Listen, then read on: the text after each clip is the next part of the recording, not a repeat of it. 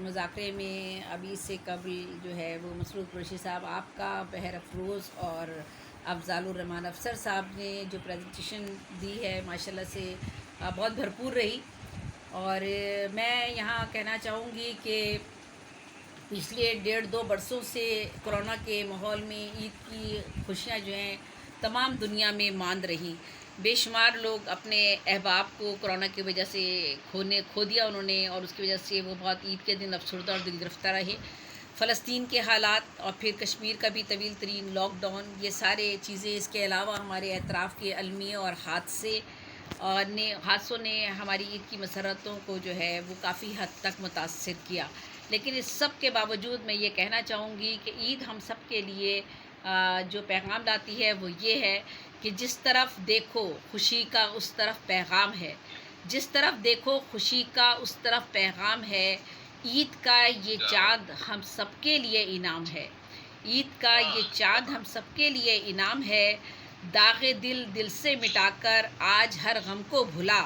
شادمانی کو تیری یہ گردش ایام ہے. تو یہ عید کا جہاں تک تعلق ہے تو عید کے لغوی معنی تو ہم سب جانتے ہیں کہ پلٹنا ہے، لوٹنا ہے. ہم ایک ماہ کی روحانی اپنی جسمانی ریاضتوں اور پاکیزگی کے مراحل سے گزر کر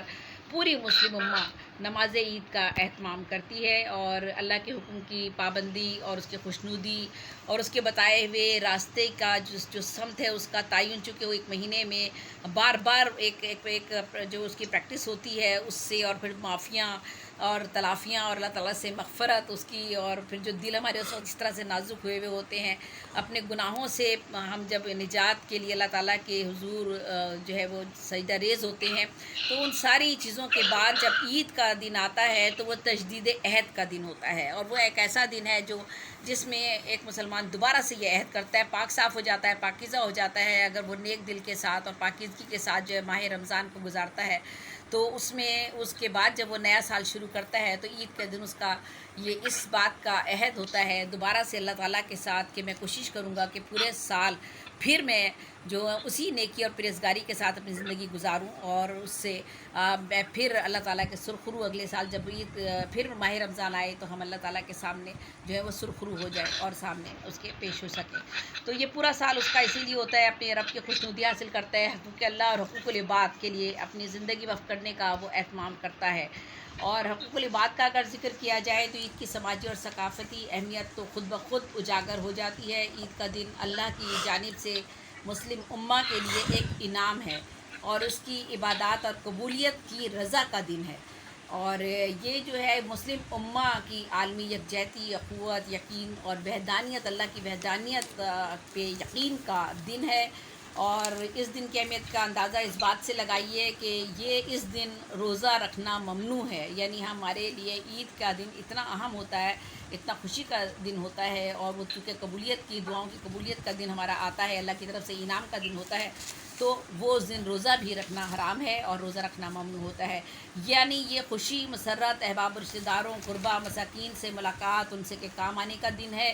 گلے شکوے مٹانے اور دسترخوان کو وسیع کرنے کا دن ہوتا ہے. صدقات اور فطرات ادا کر کے ہم مستحقین کی مدد کرتے ہیں، زکوٰۃ نکالتے ہیں، پورے مہینہ 5 وقت کی نماز کی پابندی کرتے ہیں، پھر تراویح میں قرآن پاک ختم کرتے ہیں، کئی گھنٹے کھڑے رہنے کی مشقت برداشت کرتے ہیں، بھوکے پیاسے رہ کے سارا دن ہم اللہ تعالیٰ کی خوشنودی اور اس کی قربت حاصل کرنے کی خواہش کرتے ہیں. یعنی یہ عیدیں سماجی اور ثقافتی طور پر ہمیں دنیا بھر کے لوگوں کے مابین امن و امان، محبت و قربانی اور اخوت اور مساوات کا درس دیتی ہیں. یہ ہماری عید جو ہے، اور عید کا دن خاص طور پہ اس کے بعد ہمیں اس کا انعام ہوتا ہے. ہم جانتے ہیں کہ رمضان کا مہینہ تزکیہ نفس اور قرب الہی کا مہینہ ہے. اس ماہ نماز تراویح اور اعتکاف کا اہتمام ہوتا ہے، فطرہ اور زکوٰۃ و صدقات دیے جاتے ہیں، سماجی اور معاشی نظام میں تبدیلی کا تاکہ وہ سبب بن سکیں. لیلۃ القدر کی رات یعنی عبادت کی وہ رات جس رات ماہ قرآن کا نزول مکمل ہوا، تکمیل تک پہنچا، بہت بڑی رات لیلۃ القدر کی رات، یہ بھی اسی ماہ میں آتی ہے. پھر آخری عشرہ، اور یہ جو کہ آخری عشرے کے کسی بھی طاق رات میں ہوتا ہے، مسلمان اپنی عبادات میں اپنے دن گزارتے ہیں.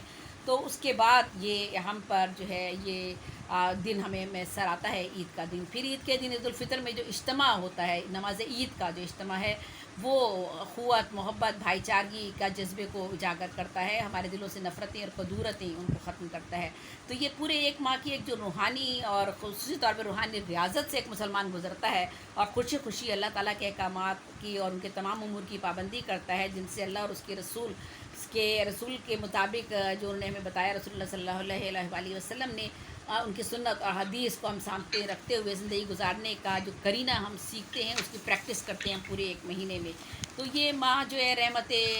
مغفرت ہے، جہنم سے نجات کا مہینہ ہے، سعادت کا مہینہ ہے یہ، اور صرف مسلم امہ کو یہ سعادت حاصل ہے کہ وہ اپنے سال بھر کے گناہوں کو صرف ایک ماہ کی نفسانی خواہشات اور دنیاوی منافقتوں اور مادیت پرستی کے چنگل سے خود کو آزاد کر کے گناہوں کی کثافتوں سے اپنے روح، جسم، اخلاق، کردار اور بدن کو پاک صاف کر سکے۔ یہ صرف مسلمانوں کو یہ صورتحال میسر ہے، یہ کسی اور قوم کو یا کسی اور مذاہب میں اس طرح کی چیزیں میسر نہیں آ سکتی۔ اتحاد و اتفاق اور باہمی یگانگت اور منکسر مزاجی یہ بڑے اہم کردار ہیں۔ ہمدردی، نیکی اور بھلائی جیسے امور کی جانب راغب ہوتا ہے انسان۔ نفس اور ذہن کی، بدن اور کی پاکیزگی، قلب اور خیالات کا تزکیہ، روح کی طہارت اور صفائی، طمانت و سکون اور خوشی، یہ سب کچھ ہمیں میسر آتا ہے اس ماہ میں جو بھی کچھ ہم عبادات کرتے ہیں۔ عید الفطر کا دن انعامات اور اعزازات کا دن ہوتا ہے، جس دن اللہ اپنے بندوں کو خوشی اور مسرت کی نوید عطا کرتے ہیں اور اس کی بخشش اور مغفرت کا اعلان کرتا ہے۔ عید الفطر کی رات تو بڑی فضیلت کی رات ہوتی ہے، جسے چاند رات کہا جاتا ہے۔ یہ اللہ سے برکات اور فیوز کی وصولی کی رات ہوتی ہے، دعاؤں کی قبولیت کی رات ہوتی ہے، جنت کی بشارت کی رات ہوتی ہے۔ عید الفطر ہو یا عید الاضحیٰ، دونوں موقعوں پر اجر و ثواب اور اللہ کی رحمتوں کے لیے یہ دونوں مواقع جو ہے مختص کر دیے گئے ہیں، اور اس خوشی اور مسرت کے موقع پر غریبوں اور مصائب زدہ لوگوں کی خصوصی حاجتیں روا کرنے کی بڑی فضیلت ہے۔ عید کی نماز سے قبل ہم صدقہ فطر ادا کرتے ہیں، اور اس کے علاوہ جو ہے فطرانہ زکوٰۃ وغیرہ جو ہے وہ ہم اس سے پہلے ان کی حاجت روائی کے لیے اس ماہ میں ہم ادا کرتے ہیں۔ احباب، رشتہ داروں سے اپنے محبت کا دوبارہ سے اقرار کرتے ہیں، معافی طلب بھی کرتے ہیں۔ عید کا چاند دیکھ کر دعا مانگنا اور اس بات کا احساس رکھنا کہ وہ دعا قبول کر لی جائے گی اگر ہم نے جا کر چاند دیکھ لیا، تو یہ بھی ایک خوشی ہوتی ہے۔ لوگ جمع ہوتے ہیں سر شام اور وہ چاند دیکھنا چاہتے ہیں۔ اچھا، عیدین کی نماز کے بارے میں جیسا کہ ہم سب جانتے ہیں، کب تو آج کل تو کرونا رہا، تو اس وجہ سے یہ سب کچھ نہیں ہو سکا، نہ گلے مل سکے، نہ مسافہ کر سکے، نہ اور قبرستان جا کے مرحومین کے لیے دعائے مغفرت بھی کی جاتی ہے۔ رنگ و نسل، امارت اور غربت، جو بھی جتنی بھی چیزیں ہیں وہ تفریق کے بغیر ہم یہ عالمگیری محبت کا پیغام ہے ہمارا جو یہ دونوں عیدیں جو ہیں ہم جب مناتے ہیں، تو یہ جس انعام کا جو ہمیں صلہ ہے یہ ہے۔ عیدین کی سماجی اور ثقافتی روایت جو ہے یہ دنیا کے کسی بھی حصے میں، دنیا کے کسی بھی مقام پر جو بھی مسلمان وہ ہوگا، وہ ایک ہی دن روزے رکھتا ہے، ایک ہی مذہبی طریقہ اپناتا ہے، ایک ہی طریقے سے وہ قرآن شریف پڑھتا ہے۔ لباس کے معاملے میں بھی ملبوسات اس کے جو بھی ہوں، جس طرح کے بھی ہوں، لیکن جو اللہ کی طرف سے احکامات ہیں کہ آپ نے اگر نماز ادا کرنی ہے تو آپ کا پاجامہ یا شلوار مرد کا جو ہے وہ ٹخنوں سے اونچا ہوگا۔ تو پوری دنیا میں یہ اتحاد کا مظہر ہے، اور یہ ہماری ایک ثقافت ہے ہمارے عید کے حوالے سے۔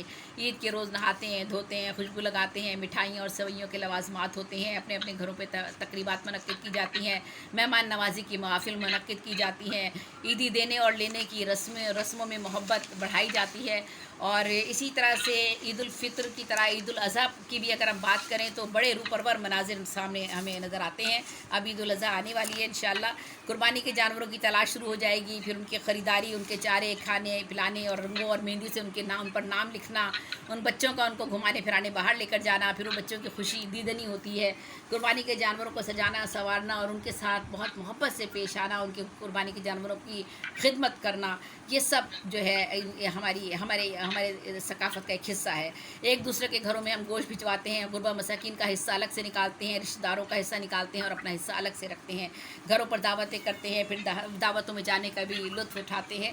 اور اسی طرح سے ملبوسات کا ذکر ہو چکا ہے کہ خواتین اور مرد و حضرات سب ملبوسات جو ہے وہ نئے زیب تن کرنے کی کوشش کرتے ہیں، جن کے پاس نہیں ہے وہ اسے دھو کر پچھلے ہی لباس کو پہنتے ہیں۔ اور یہ سب ہماری سماجی، ثقافتی، مذہبی تہواروں کی خوبصورتی ہے، جس میں صاحب सरबत और मफलूक हाल लोगों को भी अपनी खुशी में, साहिब सरबत लोग मफलूक हाल लोगों को भी अपनी खुशी में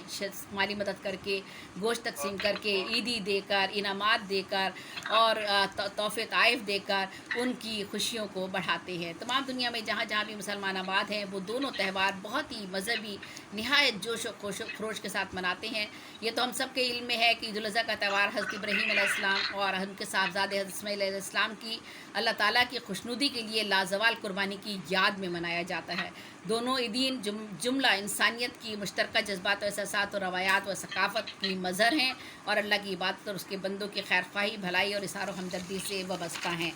तो अगर हम दीगर मज़ाहिब और अक़वाम के त्यौहारों का और ईदों का अगर ज़िक्र करें तो हमारी और उनके त्यौहारों में फ़र्क है। हमारा उनका मैंने अपने बारे में बता दिया, लेकिन जो दीगर अक़वाम जो अपनी ईदें मनाती हैं तो उनके यहाँ सैर व तफरी, लुत्फ़ व मस्ती